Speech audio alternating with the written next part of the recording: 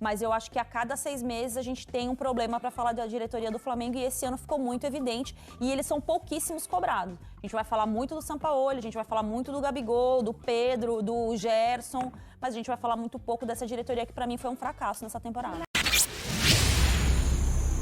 Cara, assim, eu acho que não deu certo e pra mim o maior problema do Sampaoli é o pessoal, né? É o comportamento, que ele tem um roteiro, cara. Ele chega no clube, pede reforços, briga com todo mundo e vai embora.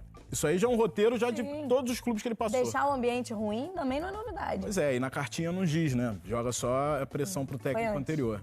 Então foi um péssimo trabalho, talvez dos últimos treinadores do Flamengo, o pior desde Jorge Jesus.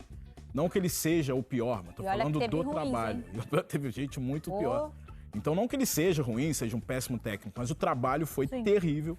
Foi o pior treinador no Flamengo depois de Jorge Jesus, eu acho. Acho só, Ana, que tem, assim, óbvio que justamente por ter esse reconhecimento que o Dandan falou de bons trabalhos que o Sampaoli já fez na carreira, mas em alguns momentos, algumas críticas, assim, até do convívio com o clube, 39 escalações diferentes, o ambiente não era bom. Isso não é novidade. Não. O Sampaoli saiu da seleção argentina com mais de 30 escalações diferentes. Exatamente. E aqui no Brasil também, Santos, né? E Atlético. Cara, assim, é que é muito fácil bater no Sampaoli nesse momento, entendeu? Eu tô olhando num outro lado do Flamengo esse ano. Eu concordo, o trabalho dele é péssimo, mas é de muito fácil acesso questionar o trabalho do treinador quando eu acho que a diretoria do Flamengo tem um ano terrível. Ela começa o ano muito mal e ela termina o ano até aqui muito mal. Eu acho que, embora a gente saiba dos apoios políticos, né? Política de clube é uma coisa muito complexa, mas o trabalho é muito ruim. O trabalho do Marcos Braz é muito ruim esse ano. Então, acho que quando você tem a escolha de um treinador que já era questionado, né? E a forma como foi a saída do Dorival, as passadas de pano para o que acontece das primeiras confusões envolvendo o Pedro, preparador físico, depois a briga entre o Gerson e o Varela. Depois o Sampaoli sai do campo, larga os jogadores sozinhos, a briga do Marcos Braz no shopping. Eu acho que tudo isso mostra como essa diretoria está fragilizada. Porque se a gente for ser bem sincera, Camila, mesmo com todos os títulos que o Flamengo conquistou nos últimos anos, o acerto técnico foi o Jorge Jesus. Porque o Rogério Ceni foi campeão e foi embora. O Renato Gaúcho foi embora. Dorival foi embora. O Dorival, né, foi embora. Então, que diretoria é essa? Qual que é o saldo dessa diretoria? Quando vai espremer o molho dessa diretoria, ela foi muito bem em melhorar a receita do clube, em fazer grandes contratações, na manutenção desse elenco, dessa folha salarial altíssima. Isso não é fácil de fazer. Eu acho isso também bem importante de se destacar.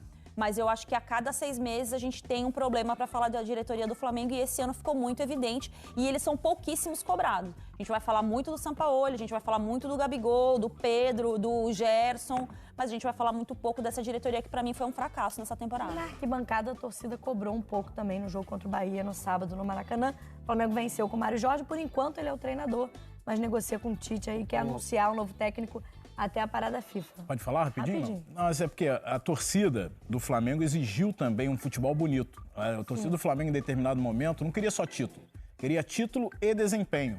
E com o Dorival não estava. Estava tendo título, mas não teve desempenho. Então foi uma tentativa disso, que acabou dando errado, foi o pior possível e não deu para casar. Resultado com desempenho.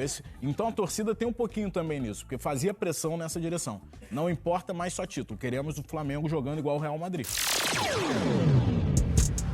Olá, nação rubro-negra. Sejam bem-vindos ao nosso canal. Não se esqueça de deixar seu like e se inscrever. E agora vamos para as notícias do mais querido do Brasil. Notícias do Globo Esporte. Flamengo se reapresenta com Mário Jorge, Pedro e Bruno Henrique são reavaliados. O Flamengo se reapresentou na tarde desta segunda-feira no Ninho do Urubu. O técnico interino Mário Jorge foi quem comandou a atividade. Pedro e Bruno Henrique, que foram substituídos contra o Bahia, foram reavaliados e trabalharam normalmente. Pedro sentiu um incômodo no adutor da coxa na cobrança de pênalti, enquanto Bruno Henrique sentiu um incômodo na planta do pé.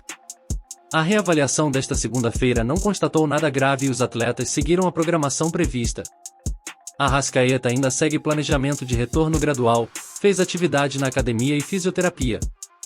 O uruguaio não é presença garantida para enfrentar o Corinthians, no sábado, mas será reavaliado até lá. Varela, que teve uma lesão no joelho, já participou da atividade no campo. Seguindo a programação, os titulares contra o Bahia fizeram treinamento regenerativo em academia e físico. O restante do elenco foi a campo sob o comando de Mário Jorge e a comissão técnica, os auxiliares Márcio Torres e Leonardo Xeredi, além do preparador físico Marlon Sindara. Flamengo terá mais 4 dias de treinamento antes de viajar para São Paulo para enfrentar o Corinthians.